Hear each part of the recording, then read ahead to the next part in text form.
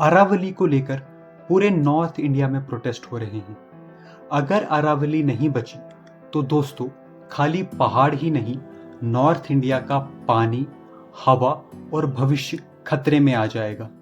देश संकट में है। माय डियर फ्रेंड्स, ये वीडियो बहुत ही ज़्यादा इम्पोर्टेंट होने वाला है सिविल सर्विस एग्ज़ाम के जीएस पेपर 2 के पॉलिटी सेक्शन के लिए और जीएस पेपर 3 के एनवायरनमेंट सेक्शन के लिए। तो चलिए इस मुद्दे को या फिर इस इशू को ध्यान से समझते हैं। दी अरावली इशू। अरावली राजस्थान में स्थित भारत की सबसे पुरानी पर्वतमाला है। ये रेजिड्यूरी माउंटेन की एक एग्जाम्पल है।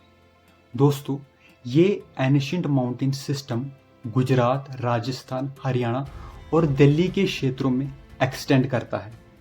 इसका हाईएस्ट पीक गुरु शिखर है जो कि माउंट आबू के नजदीक पड़ता है। सुप्रीम कोर्ट में काफी देर से एक केस चल रहा था related to the illegal minings that were happening in the Aravalli hills. उच्च न्यायालय सुप्रीम कोर्ट ने इसी इलीगल माइनिंग के इशू को रिजॉल्व करने के लिए ministry of environment, forest and climate change को एक रिपोर्ट सबमिट करने को कहा on the basis of a committee in May 2024। और इस रिपोर्ट में वो ये बताएं कि इस इलीगल माइनिंग के इशू को कैसे रिजॉल्व किया जा सकता है और अरावली हिल्स के किन किन एरिया में परमिसेबल माइनिंग की जा सकती है और किन किन एरियाज में ये माइनिंग नहीं की जा सकती। कमिटी रिपोर्ट ने एक नई डेफिनेशन बताई लैंडफॉर्म्स की जो कि अरावली में एग्जिस्ट करते हैं। दोस्तों, इस डेफिनेशन के मुताबिक अरावली हिल्स में जितने भी लैंडफॉर्म्स की हाइट 100 मीटर्स या 100 मीटर से ऊंची है, उन्हीं को अरावली हिल्स के अंदर प्रोटेक्शन मिलेगी from mining and damages due to the development. और बाकी के एरियाज जो हैं जो इस डेफिनेशन के अंदर नहीं आते, वहाँ पर माइनिंग की जा सकती है। इस डेफिनेशन को सुप्रीम कोर्ट ने अडॉप्ट किया और एक ऑर्डर इशू कर दी। दोस्तों, फिर क्या था, जैसे ही ये ऑर्डर बाहर आया, इस ऑर्डर ने ट्रिगर कर दिए प्रोटेस्ट जो कि वाइडली स्प्रेड हो गए राजस्थान, हरियाणा और उसके आसपास के राज्यों में। इस प्रोटेस्ट की वीडियोस हर जगह फैल गई। Instagram reels, YouTube shorts, YouTube video और फेसबुक पोस्ट, हर जगह इसी प्रोटेस्ट के चर्चे थे। दोस्तों, अरावली का टोटल एरिया लगभग 1,44,000 स्क्वायर किलोमीटर है, लेकिन अभी तक कोई ऐसा कंक्रीट डेटा सामने नहीं आया है जो कि इस 100 मीटर की डिफ्रेंशिएशन को अलग कर सके। दोस्तों, अरावली में desert fox, Indian pangolin, Indian rock python, nilgai और इंडियन लेपर्ड जैसे काफ़ी सारी वाइल्ड लाइफ एग्जिस्ट करती है। और एक बात तो बिल्कुल तय है कि माइनिंग से इनके हैबिटेट को नुकसान होगा।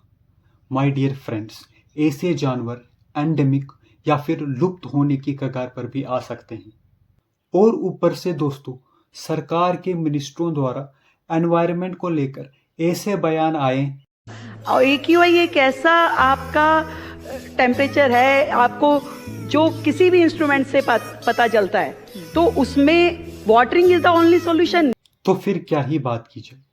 दोस्तों, इस सिचुएशन में कम से कम हम एक लॉजिकल और रेशनल एक्सप्लेनेशन की उम्मीद कर सकते हैं, लेकिन इन पॉलिटिशियन से जो रेस्पॉन्स आता है वो तो कमाल ही है। साथियों, लेकिन जुडिशरी ने लोगों को निराश नहीं किया। सुप्रीम कोर्ट को आखिरकार लोगों की बात माननी पड़ी और कोर्ट ने स्यू मोटो कॉग्निजेंस लिया और अपने प्रीवियस ऑर्डर पर स्टे लगा दिया और कहा इस मुद्दे को फर्दर रिव्यू किया जाएगा एक्सपर्ट्स द्वारा, ताकि वाइल्ड लाइफ और बायोडाइवर्सिटी को किसी भी प्रकार का नुकसान ना पहुंचे। Significance and importance of Aravalli. Aravalli घर है उन वेरियस वाइल्ड लाइफ स्पीशीज का जो कि एक यूनिक बायोडाइवर्सिटी बनाती है। अरावली एक बैरियर की तरह काम करता है और पूरे राजस्थान को रेगिस्तान होने से बचाता है। अरावली रेगिस्तान की गर्म गर्द व गुबार से लथपथ हवाओं को राजस्थान के मेवाड़ और बाकी हरे भरे वाले इलाकों में आने से रोकती है। दोस्तों, यहाँ पर एक बात समझनी बहुत ही ज़्यादा इम्पोर्टेंट है। राजस्थान पूरा का पूरा इलाका रेगिस्तान नहीं है। अरावली के वेस्ट में जो एरिया पड़ता है वो मरुस्थल है, और अरावली के ईस्ट में जो एरिया पड़ता है वो हरा भरा इलाका है। अरावली का जो वेजिटेशन है वो डेजर्ट की लूज मिट्टी को अपने में पकड़ कर रखता है, ताकि वे सॉइल इरोड होकर राजस्थान के बाकी के हरे भरे इलाकों में न चली जाए।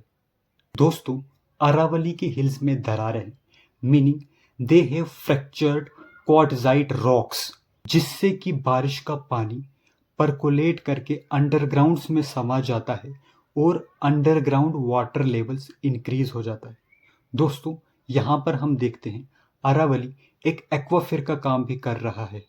खाली इतना ही नहीं दोस्तों, अरावली दिल्ली एनसीआर के पोल्यूशन लेवल्स को भी कम करता है बाय एब्जॉर्बिंग द पोल्यूटेंट्स। वहीं हमारे देश के एक न्यूज़ एंकर रजत शर्मा जी ने कुछ ऐसा कहा जो इस फैक्ट के बिल्कुल विपरीत है।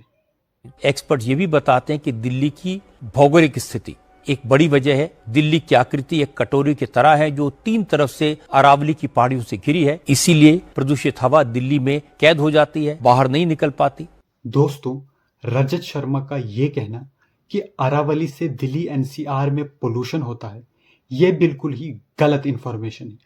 उल्टा अरावली तो दिल्ली एनसीआर में होने वाले पोल्यूशन लेवल्स को कम करता है और गर्मियों में दिल्ली को हीट वेव से बचाता है।